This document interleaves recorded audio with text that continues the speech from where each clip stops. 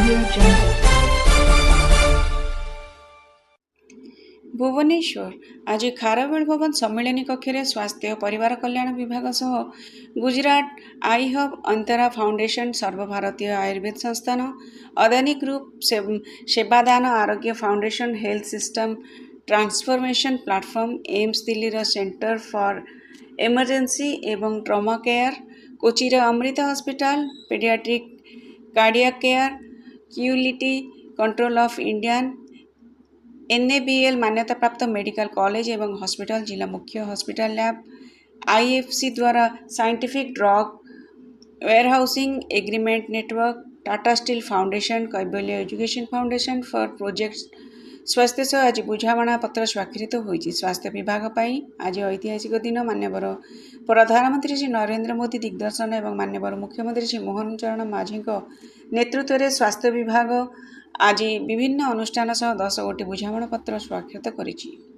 समस्त बुझामणा पत्र विभाग विभिन्न दिगरे सेवा जोगाइबाकु स्वाक्षरित करिसेंति बोली मान्यवर स्वास्थ्य परिवार कल्याण मंत्री डॉक्टर मुकेश महालिंग कहिसेंति। एही अवसर में मान्यवर मंत्री कहिसेंति जे एथिरे AIIMS Delhi trauma care centre सह जो बुझामणा होइछि सेथिरे जिला मुख्यालयर कौनसी एक मेडिकल कॉलेज को ट्रॉमा केयर उत्कर्ष केन्द्र रूपे ग्रहण कराजिबो एवं राज्यर ट्रॉमा केयर को उन्नत कराजिबाकु व्यवस्था कराजिबो।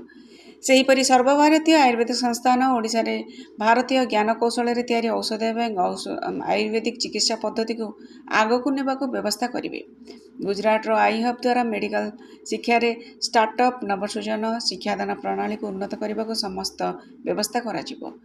क्यूलिटी कंट्रोल द्वारा जिला मुख्यालय हॉस्पिटल एवं उपखंड हॉस्पिटल रे थिबा लैब गुड़िक NABL मान्यता द्वारा लैब गुड़िक मान बढ़िबो। डॉक्टर मुकेश महालिंग कहिसेंति जे या द्वारा लोकों को स्वास्थ्य व्यवस्था रे उन्नति एवं डाक्तरी शिक्षा को आगकु नेबा पई सरकार को तरफ बड़ पदक्षेप।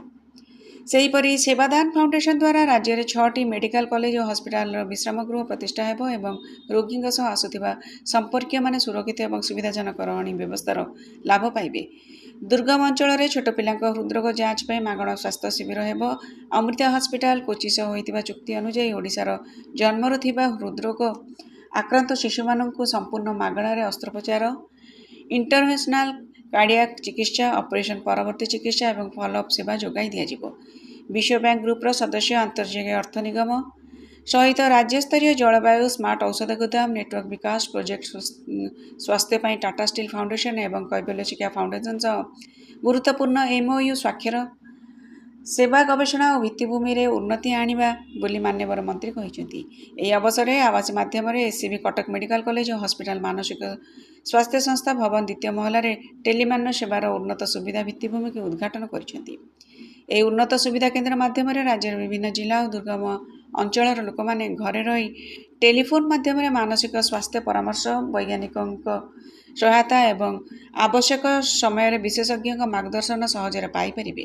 प्रजुक्तिर सदुपयोग माध्यम टेलीमान सेवा को आहुरी सुदृढ़ करी राज्यर प्रत्येक नागरिक को समयोपयोगी मानसिक स्वास्थ्य सहायता जोगाई सहज होउछि।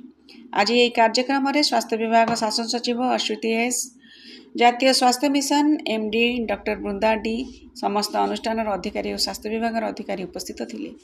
समृद्ध ओडिशार